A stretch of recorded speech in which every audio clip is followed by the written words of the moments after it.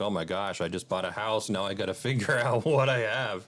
This is Las Vegas Real Estate Now with local real estate expert Harvey Blankfeld. Yep. Exactly. And that's And that's what Ben does. He goes in, he digs in, and finds out what's going on with the house. And there are different standards for the different loan types. Like conventional is generally easier than the government loans, like FHA and VA. Right. They're a little more uptight. They're a little more persnickety, is your word of the day. Oh, I like that. Yes, they are indeed. Yeah, and there's a couple of things worth sharing with people. Yeah, FHA and VA will hit you up for the eaves being painted properly. Exposed wood. Exposed is wood. What, yes. Okay. Yeah. No earthquake straps on the water heater. The most common repair that I see on an appraisal is the water heater is not strapped. Right. Yeah. So there was a regulation change in our area a few years ago. I don't know, maybe 2009 now. Yeah. But quite a ways. said if you had a new water heater installed, you needed to have 2 seismic straps, is what they would call them. Yep.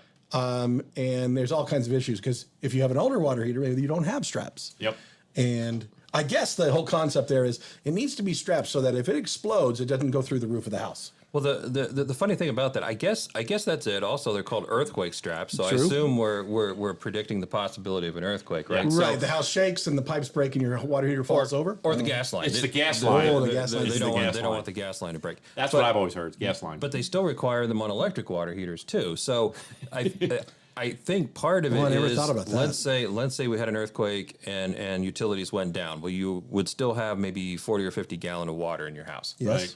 So assuming the water heater stayed upright. So that would be like a major earthquake, of course. Sure. But the funny thing is with water heaters, I could come up with 5-6 things that are important to the safety of the water heater above and beyond the earthquake straps. Yeah. But yet the appraisers and the lenders that you're talking about have seized upon the earthquake Yes. straps as the thing that they want You know why? they Because want to enforce. that's easy to see. That's obvious, Are right? they right. there or are they not there? The other stuff you're talking, I know what you're talking about. You're talking about the bend in the pipe and all. Yeah, There's all kinds sediment of things that they look traps. at. Yeah, it's got to be going downwards versus Right. I don't know what Right. that is. But Yeah.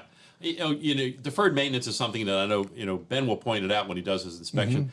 When I'm meeting with a seller, I'll talk to them about certain things that I want to make sure they understand. And, a lot of sellers, they watch these TV shows and they think, well, gee, I got to spend $35,000 to get this house ready to sell. Well, not really. Right. The improvements that are going to happen to the home normally are something I would leave to the buyer if they want to change surfaces or do things of that nature. Let the buyer choose what they want. But here's the things you do need to focus on. I want people to hear what you just said there, which is if you think your house needs new carpeting or needs a new bathroom or something, your advice is don't touch it. Right. Let the buyer express their own preferences, right? 9 times out of 10, there are some instances where I'll tell you, you got to change that carpet because it smells and it looks terrible, and you got to get that carpet out of here. Your gerbil farm has ruined that. We got to do something about that carpet, because nobody's going to buy this house. I don't care what And so certain things you have to. But for the most part, you're absolutely right. I would say leave it to the buyer to let them make their own choice. They may decide, I don't want carpet, I want hardwood, or I want something else, and let them decide on that. But there are some things you do need to be focused on, and for me, it's like I'm looking around at air filters. Air filters have to be changed. If you're not doing them on a regular basis, at least do it before you sell the house. Right, because that's such a visual thing to look at and say, ooh, that's somebody who doesn't care about their property. Exactly right. And don't just change them. Clean the metal grill around where the air filters go. Yeah.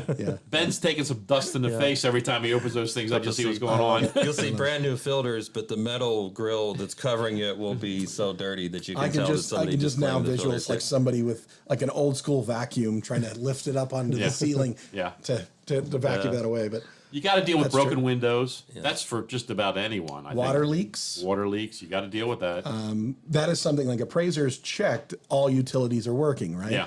And so they check for hot water. They check to see if your stove or the oven comes on and heats and these type of things. So that sort of stuff is a have to, right? Yeah. The cosmetic stuff, not so much. No.